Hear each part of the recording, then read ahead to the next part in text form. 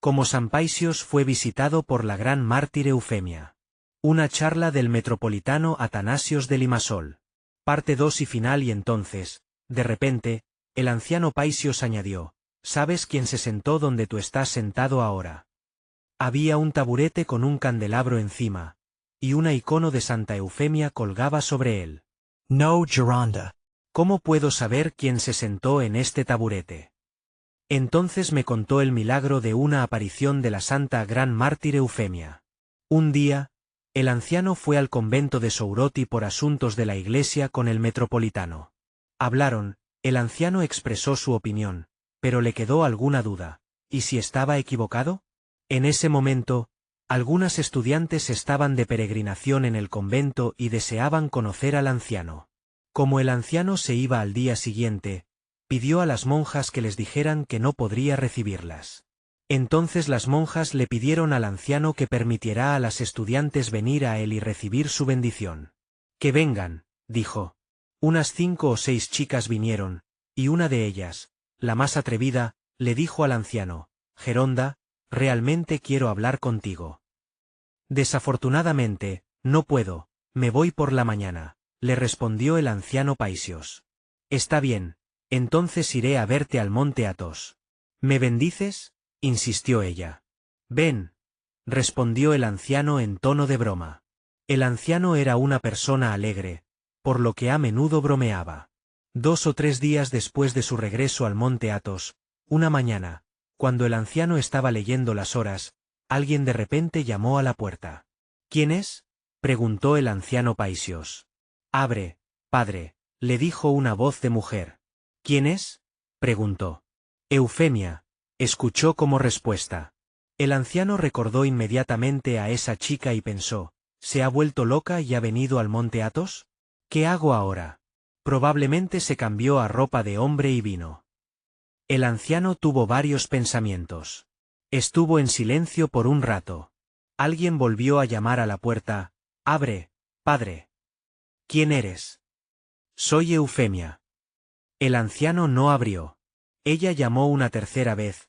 Abre, padre. No te abrir.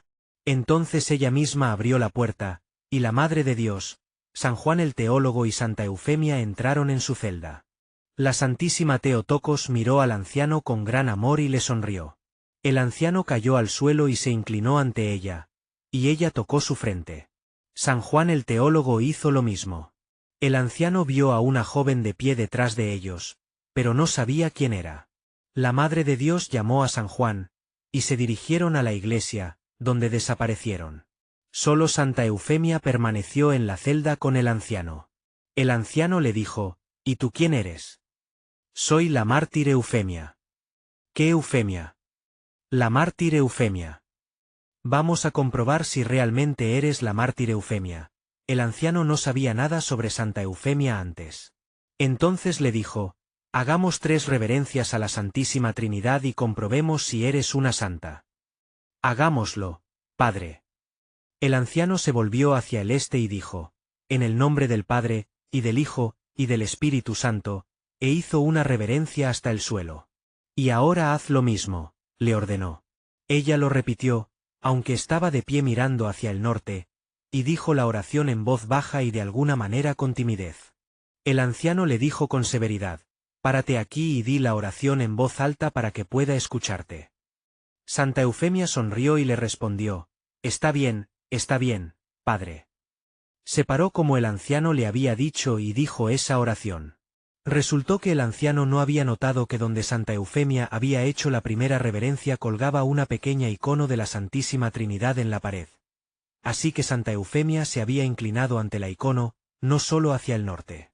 El anciano Paisios no había notado esto, porque no fue él quien colgó la icono, sino el padre Ticón. Cuando se dio cuenta de que realmente era Santa Eufemia, se sentaron en su celda, y la santa se sentó en este mismo taburete, en el que yo estaba sentado ahora. La santa primero le explicó la cuestión que el anciano había discutido con el metropolitano, diciendo que había respondido correctamente. Luego le relató su vida, porque el anciano no la conocía. También le contó sobre sus tormentos, y mientras hablaba, el anciano los veía, como si estuviera viendo la televisión. El anciano miraba estos eventos con gran asombro e incluso se asustó en algún momento, diciéndole, ¿cómo pudiste soportar esto?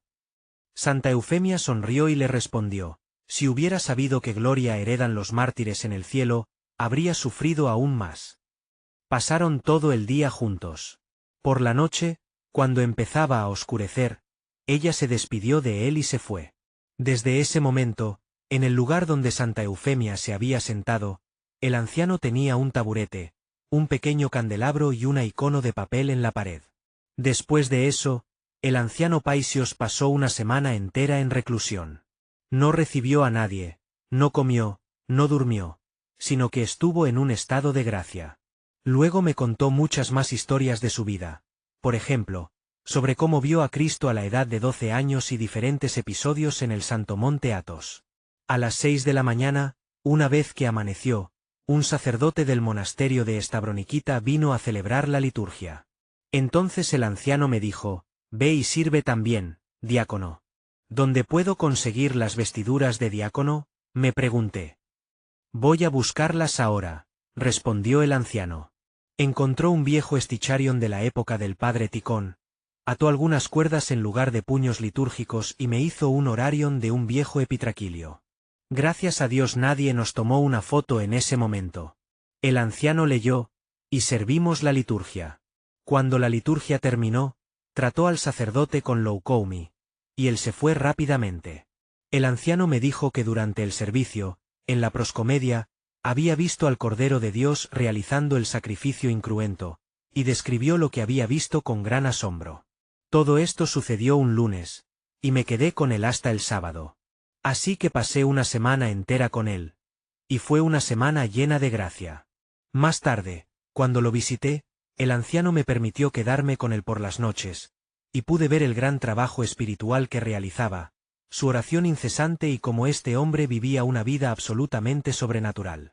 Por ejemplo, podía quedarse despierto toda la noche, pasándola en oración, y luego dormir por la mañana después del amanecer durante unas 2 horas.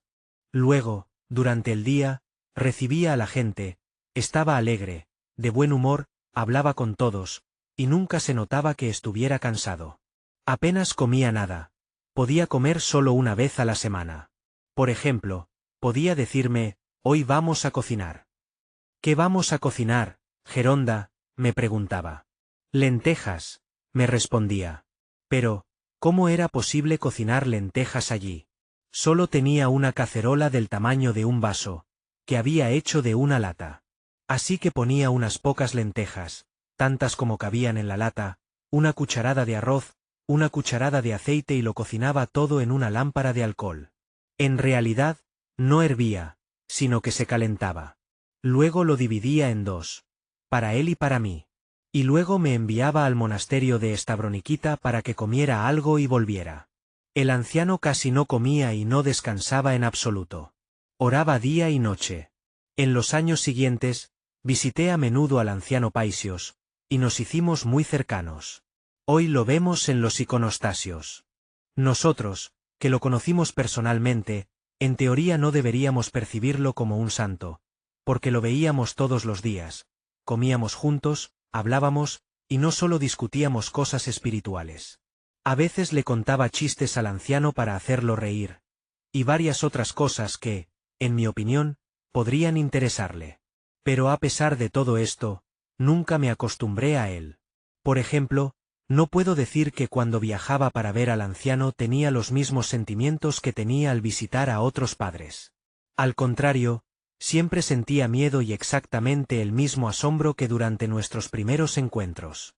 Lo mismo se aplica a otros padres santos, como el padre Efraín de Catounaquia, el padre Efraín de Filoteo, el anciano José, etc., que no hacían nada especial para mostrar su santidad. A veces incluso nos preguntábamos, ¿cómo puede un santo hacer tales cosas? No les importaba lo que otros pensaran de ellos. Especialmente al anciano José no le importaba en absoluto, y como sabía que había cosas que me molestaban, las hacía intencionalmente. No aceptaba ninguna crítica y era muy excitable. Además, el anciano José era mi padre confesor, así que podía hacer cualquier cosa para humillarme. De hecho, esta experiencia en el monte Athos es de gran importancia. Hoy estaba recordando al anciano Paisios y por eso decidí compartir mis recuerdos contigo tanto como fuera posible, porque tales cosas son difíciles de describir en su totalidad. El anciano Paisios les decía a los padres: esfuércense por transmitir a sus hijos una colección de imágenes santas, lo que significa que los niños desde la infancia deben tener buenas imágenes en sus almas y recurrir a ellas en tiempos de tentación, ganando fuerza para seguir viviendo. Porque si las malas imágenes persisten en sus almas, traumatizan a los niños.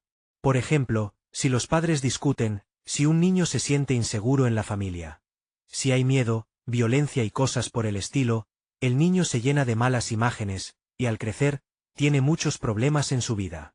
Yo mismo fui testigo de eso. Ahora tengo 64 años, y en momentos difíciles que le suceden a todos, estas imágenes, estos recuerdos del Santo Monte son una buena herencia para mí, un refugio donde entro y gano fuerza, valor, consuelo y apoyo de Dios para continuar mi lucha. Nunca olvidaré cómo visité el monasterio de Filoteo por primera vez en noviembre de 1976 y me quedé allí todo un mes. En ese momento, el anciano Efraín, que luego se trasladó a Arizona, todavía vivía allí. En ese momento tenía 55 años. El primer domingo celebramos la Divina Liturgia juntos.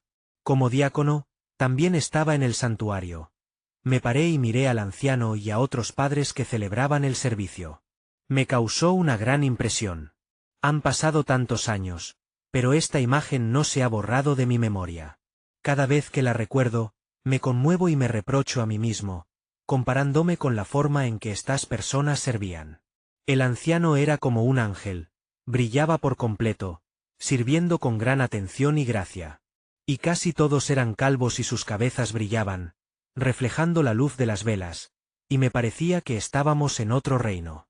Recuerdo cómo después del servicio fuimos al refectorio, el anciano bendijo la comida, nos sentamos, y yo me senté junto a él. Comió literalmente 2 o 3 cucharadas y estaba muy concentrado, orando incesantemente.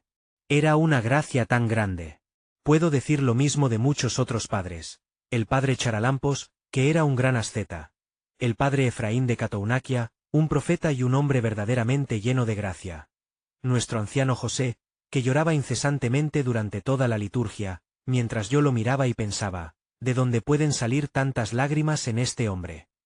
No era como nosotros que podemos derramar solo unas pocas lágrimas, sino que sus sollozos eran interminables.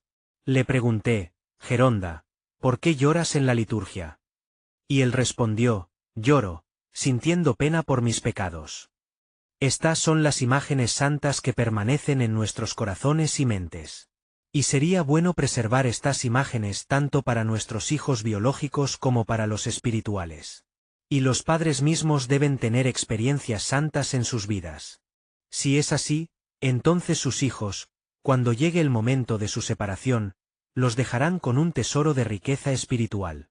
Y por el contrario, si ven discusiones, ira, miedos y ansiedad, se llevarán todo esto con ellos. Por lo tanto, los padres deben esforzarse por transmitir la santa herencia espiritual a sus hijos.